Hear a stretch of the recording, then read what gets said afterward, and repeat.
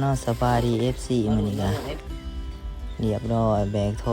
อลงห้วยนี่ก็คลิปร้องได้จ้ะก็ดังว่าเดือนพอบ่มีคลิปร้อง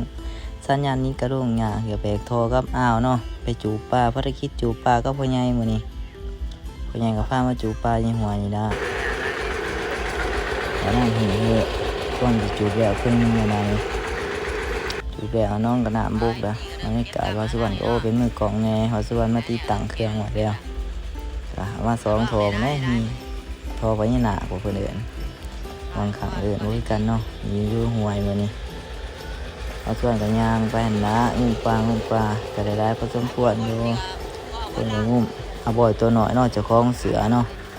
เราส่วนเคยต้องว้ายมาแล้วปิงเป็นแนวนี้บ่ได้เรื่องนะนี่ตัวใหญ่ปิงได้น้องนี่จ้าบ่าวสุวรรณตัวหนึ่งไปยังกินขอคนดุ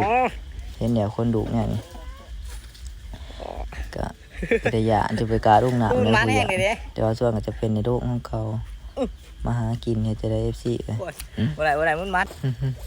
มาทางนี้ก็พ่อใหญ่งุ่มปลาเด้เราดู FC พ่อใหญ่น้องพ่อใหญ่เข้ามาสุวรรณซ้ำพ่อใหญ่ผู้นึงผู้นี้ก็ดีเอาถังตัวนี้ออกมาพ่อใหญ่พามาหาปลาอยู่หัวให้พี่น้องมีแต่ปลาดุกได้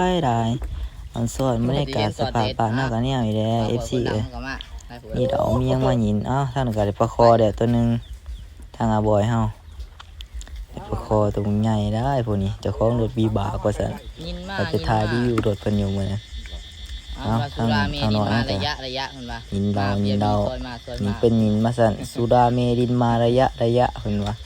มาเพียมีซอยมานี่แต่ผ่านบรรยากาศมาหอดบ้านแล้วมีใหญ่กับแบงปลาเนาะบรรดาหลายผู้หลายคนก็มาเบิ่งแหน่ปลาได้หลายพอสมควรอยู่ FC เอ้ยไทยไหมเนาะโอ้กระเป๋ามันบ่ขาดแอวเด้อจิเฮา